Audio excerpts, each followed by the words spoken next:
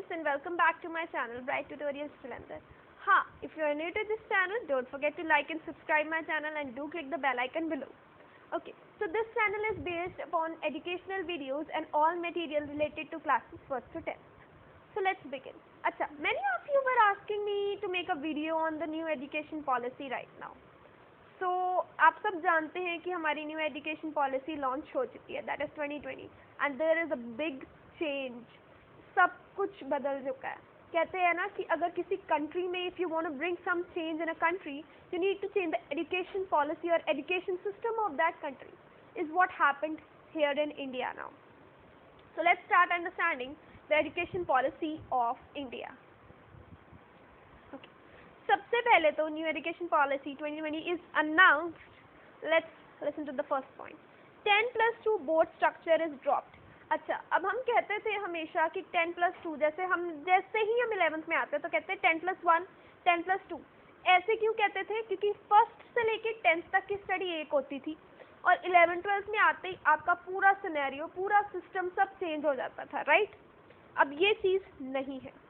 अब क्या है? New school structure will be 5+3+3+4. That is, पहले 5 साल up to 5th pre school, जो हमारा 5th ग्रेड तक क्लास स्कूल रहेगा वो प्री स्कूल माना जाएगा. अब इसके अंदर क्या होगा? बच्चा नर्सरी में एडमिशन लेता है, 5th क्लास तक जाता है, वो अपनी बेसिक नॉलेज कंप्लीट करेगा, अच्छे से अपने बेसिक्स को क्लियर करेगा. He will be not having any burden. जैसे हमारे पहले स्कूल में होता था ना, किताबों का बर्डन ज़्यादा है और बच्चे के काम का बहुत ज़्यादा है, बजाय बच्चा कोई एक्टिविटी साथ में कर सके, समझ सके कि एक्चुअली हो क्या रहा है और उसको चीज़ें क्या करनी है अपनी लाइफ में. बस उसको एक क्रैमिंग पे डाल दिया जाता था स्कूल में आते ही, राइट? अगर उसको बच्चे को A फॉर एप्पल सीखना था तो तुम हमेशा ऐसे बोलोगे, बच्चा सीख A for Apple, but now it's not that. Everything is change. अब बच्चा अपनी बेसिक नॉलेज समझेगा अच्छे से कि क्या साउंड्स है, क्यों हम ए बोलते हैं, क्यों हम बी बोलते हैं, ये समझना उसके लिए बहुत ज़रूरी है. और जैसे ही बच्चा 6th स्टैंडर्ड में आएगा उसका मिडिल स्कूल शुरू हो जाएगा. मिडिल स्कूल में क्या होगा? उसके लिए और सब्जेक्ट इंट्रोड्यूस होंगे, उसको इंट्रोड्यूस करके उसकी थोड़ी सी हायर एजुकेशन में चला जाएगा. वो उसको और अच्छे से समझेगा कि अगर मैं मैथ्स पढ़ रहा हूँ तो मैथ्स में अगर A² + B² + 2AB है तो वो क्यों है. मैथ्स की बेसिक नॉलेज लेगा, साइंस लेगा, ये सब्जेक्ट्स उसको इंट्रोड्यूस किए जाएंगे कि what are these subjects now. ठीक है? और साथ में ही और बहुत कुछ ऐड होने वाला है जो कि हम नेक्स्ट पेज में जाके बात करेंगे. फिर उसके बाद जैसे ही आपका बच्चा 9th में होता है, 9th में, वैसे तो वो 8th से ही कह रहे हैं, 9th से लेके 11th तक का आपका हाई स्कूल बन जाएगा. आपका बच्चा अब हाई स्कूल में आ चुका है, ठीक है? और 12th ऑनवर्ड्स उसकी ग्रेजुएशन है, ठीक है ना? 12th ऑनवर्ड्स आपका बच्चा ग्रेजुएशन में चला जाता है. Next point. अब 6th ऑनवर्ड्स क्या होगा? सबसे पहले उसके लिए वोकेशनल कोर्सेज अवेलेबल हो जाएंगे. वोकेशनल कोर्सेज जैसे, अब हम कहते हैं कि एक 12th क्लास बच्चे के पास शायद ही कोई स्किल हो. क्यों? क्योंकि उस बच्चे के पास इतना टाइम नहीं होता कि अपनी स्टडीज छोड़ के, अपनी ये जो क्रामिंग वाली स्टडीज हैं इसको छोड़ के वो अपना और भी कुछ साथ में एक्टिविटी कर सके. But not now. Vocational courses जैसे carpentry, electricity, painting and many other things will be introduce to your child. वो चाहे अपनी चॉइस में ले सकते हैं. जैसे अगर मैं अपना एग्जाम्पल दूँ, if I am a physics student, अगर मैं एक फिजिक्स स्टूडेंट हूँ और अगर मुझे बल्ब ही नहीं फिक्स करना आता, मुझे बल्ब की सारी नॉलेज है, मुझे पता है बल्ब के पार्ट्स क्या है, मुझे पता है इलेक्ट्रिसिटी कैसे पास होती है, but do I know how to fix a bulb of my house?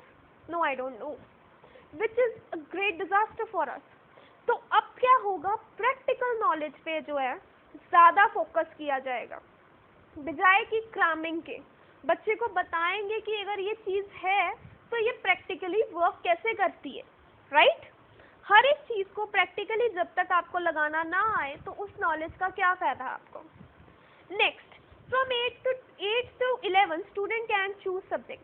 अब पहले क्या होता था, जब बच्चा 11th-12th में जाता था तो तभी उसके पास ऑप्शन होती थी कि वो कॉमर्स लेना चाहता है, मेडिकल लेना चाहता है, नॉन मेडिकल लेना चाहता है या आर्ट्स लेना चाहता है। अब ये सब हट चुका है। अब आपका बच्चा 9th स्टैंडर्ड में अपने सब्जेक्ट चूज करेगा, 9th स्टैंडर्ड में अपने फाइनलाइज कर लेगा। जैसे मैं ये पॉइंट लिखा है, एक समझाती हूँ, every subject have a major and minor, ठीक है। ये ग्रेजुएशन कोर्सेज आ गए हैं अब, क्यों? क्योंकि 12th ऑनवर्ड्स ग्रेजुएशन हो गई है बच्चे की। अब साइंस स्टूडेंट जो है अपना फिजिक्स को अगर मेजर सब्जेक्ट लेता है तो वो म्यूजिक एज अ माइनर ले सकता है, नहीं तो as a better example I will explain you, अगर मैं एक बायोलॉजी स्टूडेंट हूँ तो मैं साथ में अकाउंटेंसी ले सकती हूँ।